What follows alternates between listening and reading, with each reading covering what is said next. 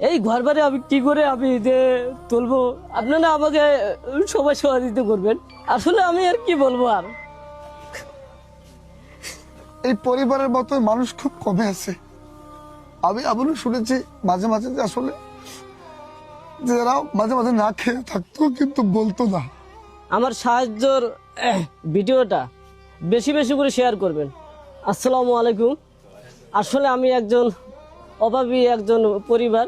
আমি ছোটোবেলার থেকে অনেক কষ্ট করছি, খুব কষ্ট। আমার আম্মা মানুষের বাড়িতে মাটি কেটে আমাকে ভাত খাওয়াইছে, আমাকে এমন ভাত খাওয়াইছে, গরম ভাত মনে হয় বেশি খাইতে পারি নাই। তখন তো চাল ডাল কিনছিল অথবা 2 কেজি 3 কেজি 5 কেজি করে চাল, আর এখন তো মনে করেন বস্তা বস্তা কেনে। যে 5 কেজি 3 কেজি করে চাল কিনছিল, 2 দিন পর পর 3 দিন পর পর এরকম কষ্ট গেছিল। ভাত খাইছিলাম আসলে, ভাত গরম ভাতে পানি ঢেলে দিয়ে খেয়েছি। তখন ভাত অনেক হয়, পানি ঢেলে দিলে সে পানি খেয়ে পেট অনেক ভরছে আমার। আসলে এই ঘর বাড়ি আমি কি করে আমি যে তুলবো, আর ঝড় তুফান হলে জানি না। আপনারা আমাকে সবাই সহযোগিতা করবেন। আমি তো অনেক খুশি থাকি।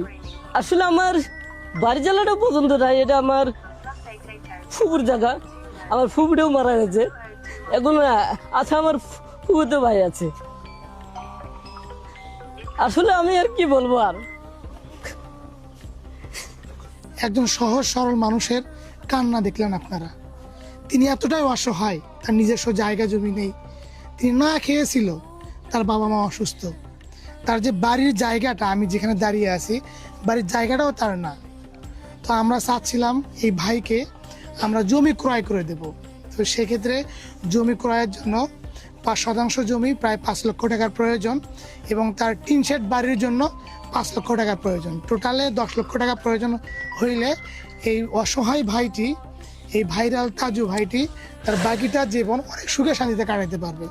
তো 10-এর লাঠি 1-এর বোঝা। আপনাদের 1 টাকা 5 টাকা 10 টাকা যে যতটুকু পারেন আপনারা এই তাজু ভাইয়ের বিকাশে পাঠিয়ে দিবেন। আমি তার বিকাশ নাম্বারটা আমার ভিডিওর মধ্যে দিয়ে দেব, তার অ্যাকাউন্ট নাম্বারটা আমার ভিডিওর মধ্যে দিয়ে দেব।